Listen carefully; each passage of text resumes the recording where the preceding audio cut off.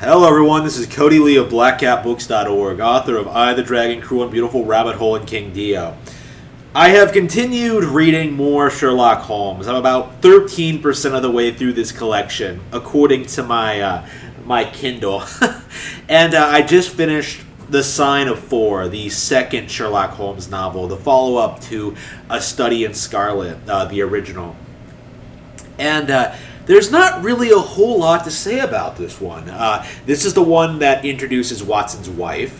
This showcases how they got married, how he proposed marriage to her, and stuff like that. And it's kind of more of the same from A Study in Scarlet, like just a little bit more refined. And what I mean by that is that A Study in Scarlet did a great job building up Sherlock Holmes as a character, like establishing like the setting and the lore and his like general methods and stuff like that. This doubles down on those ideas. Like Arthur Conan Doyle at this point like knew he had something. He had an idea that had potential.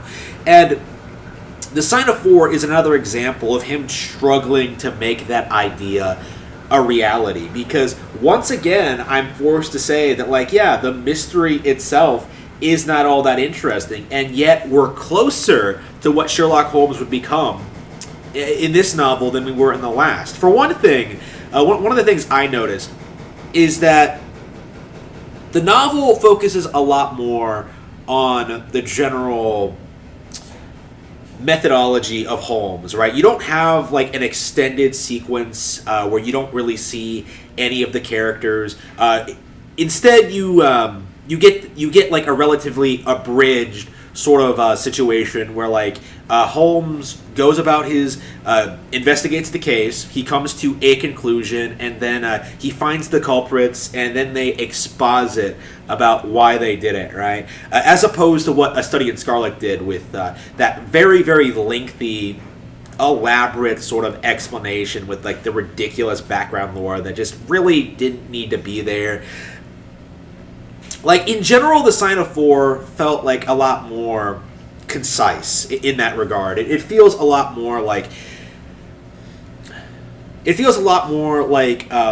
Arthur Conan Doyle is becoming comfortable with how a Holmes story should play out, right? Like they don't need.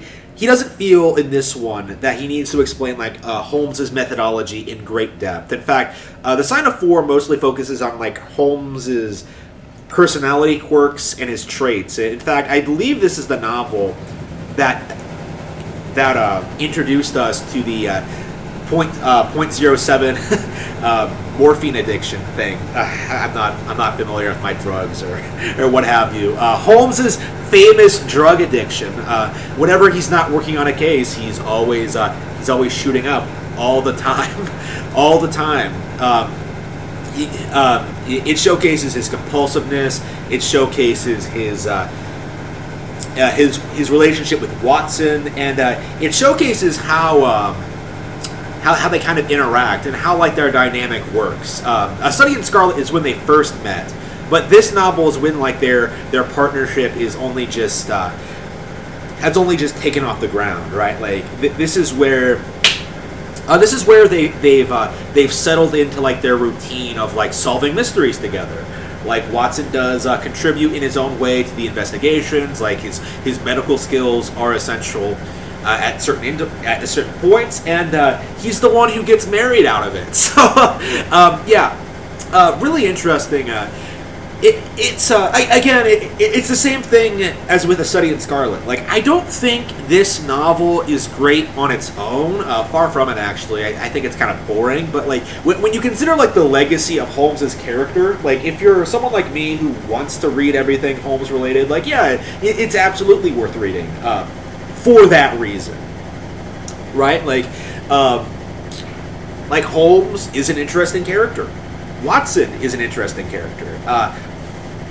Even if the romance and the mystery don't really overlap all that well, Watson's thing in this, the entire novel seems to want you to be very, very invested in Watson trying to bang this chick, and although there are aspects of it that are likable, right? There's an interesting idea with this girl who's uncovered a fortune. She's inherited it from her missing father, and Watson falls in love with her, and eventually he becomes concerned that like she's going to be so wealthy that she wouldn't want anything to do with him, but she instead rejects it so she can she rejects the wealth so she can be with him, and they have happiness together. It's a cute idea. Like it seems a little bit far fetched, a little bit far fetched, a little bit of a wish fulfillment-y, because I don't imagine any girl would reject riches over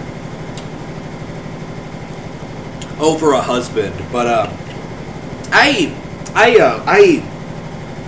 liked it. I kind of wish like there were more moments of them like building up to it. But I do understand what Arthur Conan Doyle was trying to go for, and it works, right? It works pretty well. When it comes to the actual mystery, the mystery does a really good job, better than A Study in Scarlet, I think, in just kind of establishing the general concept, the stakes. It sets itself up more, and it has a more satisfying conclusion. I think it's way more better paced than A Study in Scarlet. I think they do a better job sort of introducing us to a general idea of what's happening, and then kind of building up, escalating into something else, and then kind of resolving the situation in a relatively satisfying way. Like obviously, it's not the best Holmes story, but it does improve on A Study in Scarlet in many aspects. For one thing, it's a lot more involved, right? Like you have characters actually interacting with each other. You have the situation develops as Holmes intervenes and like gets himself involved, and like again the conclusion is a lot shorter, a lot better told. And a lot more satisfying to read. And above all, and I think this is probably the most important aspect of this, is that you really do, with this novel, you really do get the feeling that Holmes and Watson go on these kind of adventures all the fucking time. And that just makes you extremely excited to read the next adventure of Sherlock Holmes.